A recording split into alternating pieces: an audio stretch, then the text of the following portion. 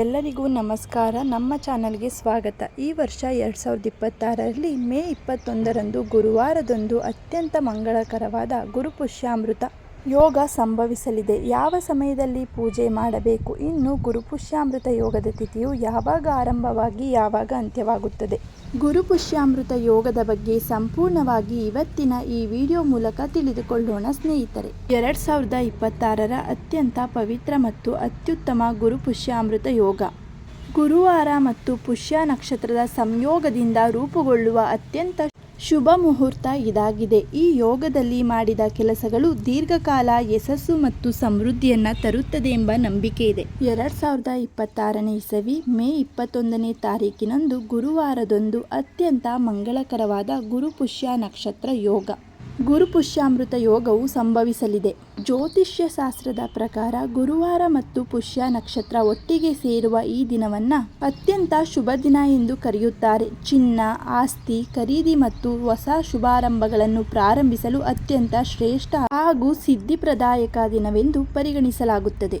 ಈ ವರ್ಷ 2026ರಲ್ಲಿ ಮೇ 21ನೇ ತಾರೀಕು 2026 ಗುರುವಾರ ದಿನ ಬಂದಿದೆ. ಈ ವರ್ಷ ಈ ಗುರುಪುಷ್ಯಾಮೃತ ಯೋಗ ತಿಥಿ ಯಾವಾಗ ಆರಂಭವಾಗಿ ಯಾವಾಗ ಅಂತ್ಯಗೊಳ್ಳುತ್ತದೆ ಎಂದು ಇವಾಗ ತಿಳಿದುಕೊಳ್ಳೋಣ ಸ್ನೇಹಿತರೆ.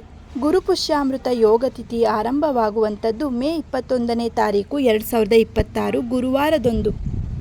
ಗುರುವಾರದ ದಿನ ಬೆಳಗಿನ ಜಾವ 5:27 ಪ್ರಾರಂಭವಾಗುತ್ತದೆ. ಮೇ 22ರಂದು ಬೆಳಗಿನ ಜಾವ ಮುಂಜಾನೆ 2:50 ಅಂದರೆ ಶುಕ್ರವಾರದಂದು ಗುರುಪುಷ್ಯಾಮೃತ ಯೋಗ ತಿಥಿಯು ಮುಕ್ತಾಯಗೊಳ್ಳುತ್ತದೆ.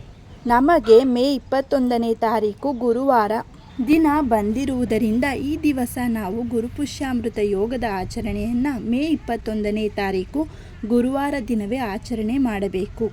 ಇವತ್ತಿನ ದಿನ ಪೂರ್ತಿಯಾಗಿ ಗುರುಪುಷ್ಯಾಮೃತ ಯೋಗ ತಿಥಿಯು ಇರುವುದರಿಂದ ನೀವು ಬೆಳಿಗ್ಗೆಯಿಂದ ಸಂಜೆವರೆಗೂ ಯಾವ ಸಮಯದಲ್ಲಿ ಬೇಕಾದರೂ ಪೂಜೆಯನ್ನು ಮಾಡಬಹುದು. ಆದರೆ ರಾಹುಕಾಲವೊಂದನ್ನು ಬಿಟ್ಟು ಬೆಳಿಗ್ಗೆ ಬ್ರಹ್ಮ ಮುಹೂರ್ತದಲ್ಲಿ ಪೂಜೆ ಮಾಡಬಹುದು ಅಥವಾ ಗೋಧೂಳಿ ಸಮಯದಲ್ಲಿ ಪೂಜೆಯನ್ನು ಮಾಡಬಹುದು.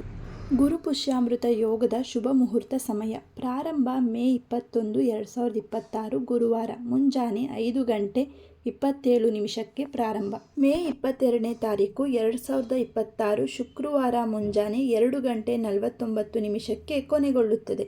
ಗುರುಪುಷ್ಯಾಮೃತ ಯೋಗದ ಒಟ್ಟು ಅವಧಿ ಸುಮಾರು 21 ಗಂಟೆಗಳ ಕಾಲ.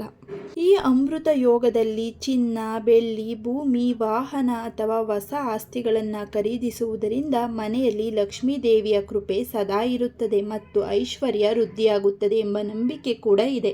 2026ರ ಮೇ 21ನೇ ತಾರೀಕಿನಂದು ಈ ಶುಭ ಮುಹೂರ್ತವನ್ನು ನಿಮ್ಮದಾಗಿಸಿಕೊಳ್ಳಿ, ಸಮೃದ್ಧಿ ಮತ್ತು ಯಶಸ್ಸನ್ನು ಪಡೆದುಕೊಳ್ಳಿ.